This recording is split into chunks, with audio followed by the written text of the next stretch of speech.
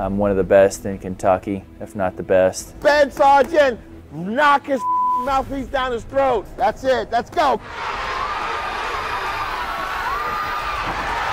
When you talk to me, when you see me, you're either going to love me or hate me. Anybody that I go up against, everybody I go up against, I know they haven't fought a guy like me. If you want to see a boring fight, you won't see mine.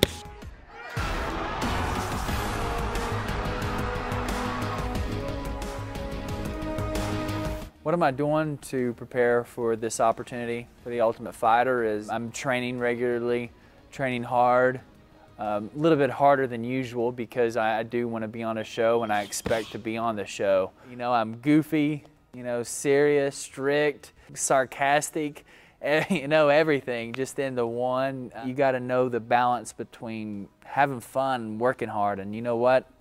I do both. Getting on a show that's going to be super difficult. I'm confident being on a show and who I am and expressing who I am, and I'm also confident expressing who I am in the cage against whoever's on the show. All you have to do is accept me for the Ultimate Fighter. I'll do the rest. You get me on the show, I'll win the show. It was a celebration, you know. I was happy and I had to get it. I've always said I would never be able to, you know, finish a head kick because actually in my second amateur fight I went for a head kick and I slipped and I fell and it was embarrassing. I asked my sister, my oldest sister, she doesn't really know much about fighting. I asked her, I said, Candy, since you're coming up from North Carolina, how would you like me to finish this fight? And she said, I'd like you to head kick him in the head really fast so I don't have to worry. And I was like, it's impossible. He's a wrestler. He's going to for sure take me to the ground, you know, and, you know, catch that kick. And I was thinking to myself, I'll make it work. I'll at least throw, you know, a kick, see what happens. The first time I hit him in the head, he switches his stance and I head kicked him. I was thinking to myself, oh, that's up. I don't think he's going to be dumb enough to switch stances now. And that moment he switched his stances again, and I heard my corner Jack say, 10, which means head kick. I was like, oh, I got to fake this takedown real good. And I faked the takedown. I got in there deeper, and I hit all shin. As soon as I felt that whole shin, I saw like glimpses of his face. It was, as soon as I connected, I pulled through, and I just walked away because I knew I wouldn't have been able to survive that. I told my sister, that's why if you see at the end of the fight, I actually blew a kiss to my sister and I pointed to her. And she melted, and, you know, fairy tale story is funny. Rock Cruz and Rob Nickerson now, you know, they've been a huge building block to, you know, my fighting, my success. Ben already comes with some very, very good qualities for a fighter. You know, he's very tough. He's very comfortable standing up.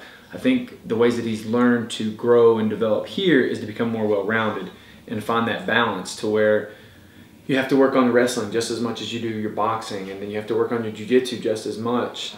He's stubborn. He will continually try to outwork the other person. So I think that is a quality that you can't teach. I think Ben can go as far as anybody else that's out there. I think it always comes down to the individual as far as, are they willing to adapt as the game changes? Are they willing to adapt their training camps for the individual that they're going to fight and not fight the same? I think more time together will help us to develop him and make him more well-rounded too. Rock Cruz, my coach, he is the reason why I'm making the trip here. He's the reason why we're in the car right now. He keeps me right. He keeps my skills sharp. What we offer here is pure stand-up. I take care of the Muay Thai. Ben has a great work ethic. He's got good fundamentals because he listens. Took him a while to listen, but we've had some wars. He takes care of his body. He eats right, okay? He doesn't do drugs, all right? He's not partying every night. He's got the tools to make it to the next level, okay? Because he's gotten to a point in his life where he's mature enough now. but he's loyal, and he hasn't forgotten where he came from, and that's very important. But I saw that willing not to give up, and I've seen Ben get beat up in the cage. So he has the tenacity, he has the will. He's very hard to break in the cage because he's very self-confident. He can take a good punch, he can take leg kicks all day long. He has the talent. Again, we're working on Muay Thai. There's still certain things he needs to work on, but I can see him in the UFC. I can. Yeah! Hello, baby! The reason why I got into puzzles, honestly, was it's a masterpiece within itself that you create. Honestly, it's more of my introvert side coming out. You know, I don't watch TV.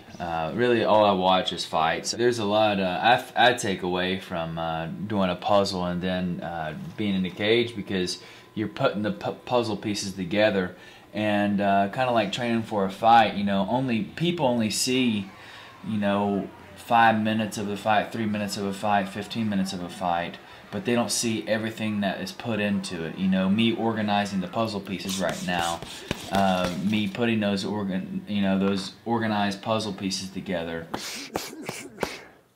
They don't see all that. All they see is the puzzle put together, and that's what the fight is. It takes a lot of consistency, being patient, and sticking to game plan, and that's what I do. I stick to game plan, I organize it a certain way, and I knock it out a whole lot faster.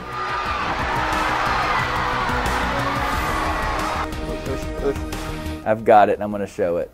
You know, I'm a doer. I'm going to come after you. I'm going to get it. Every fight, that's a testament to knowing that I should be doing this.